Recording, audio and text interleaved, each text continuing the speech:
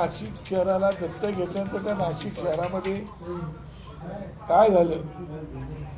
राज ठाकरे साहेबांची जन्मभूमी जरी मुंबईत असली तरी त्यांनी नेहमीच कर्मभूमी म्हणून नाशिककडे पाहिलेलं आहे.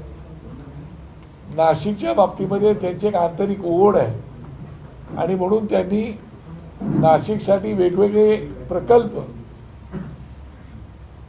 सन्माननीय टाटा साहेब असतील, महिंद्राजी साहेब असतील किंवा अंबानी साहेब असतील, असे मोठ्या मोठ्या लोकांकडून CSRच्या फंडातून या ठिकाणी प्रकल्प उभे करून दिले आणि आज त्या प्रकल्पाची दुरावस्था झालेली आहे. दुर्दैवाने नाशिकच्या लोकांनी राज ठाकरेंवरती प्रेम केलं आणि राज ठाकरे साहेबांनी प्रेम केलं, परंतु थोडंसं नाशिकच्या लोकांचं मध्यंतरच्या काळात आमच्या लोकांवरती प्रेम कमी झालं, पण साहेबांचं प्रेम काय अजून कमी झालेलं नाही. ते अजूनही तसंच आहे. मी साहेबांचं अभिनंदन बाकी सगळ्या गोष्टीसाठी जरी करेन तरी एका गोष्टीसाठी नक्की करेन, ते म्हणजे नाशिककरांना 50 वर्ष पाण्याचा जो त्यांचा प्रश्न तो त्यांनी सोडवलेला आहे आणि त्यासाठी खास करून राजसाहेबांचं अभिनंदन मला करायला पाहिजे. माझे पक्षप्रमुख म्हणून नाही, पण राज्याच्या मुख्यमंत्र्यांनी सोडवलं असं तर मी त्याचे अभिनंदन केलं असतं.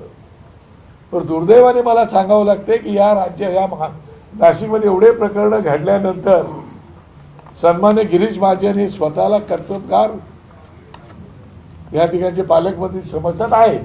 माझं त्याच्याविषयी काय म्हणणं नाही, माझ्यासोबत काम केलेली व्यक्तिमत्व आहे आणि ते सतत या ठिकाणी काम करत असतात. असं असताना सुद्धा या नाशिक शहराचा विकास का होत नाही, अडचणी काय येत आहेत, अशा प्रकारची कायदा सुव्यवस्था का बिघडते.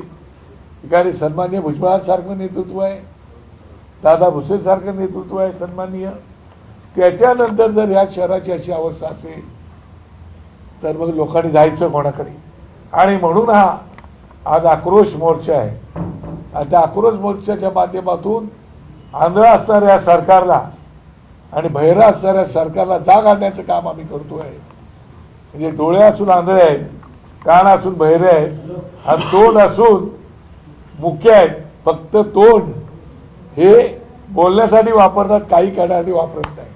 त्यासाठी असा मोर्चा आहे.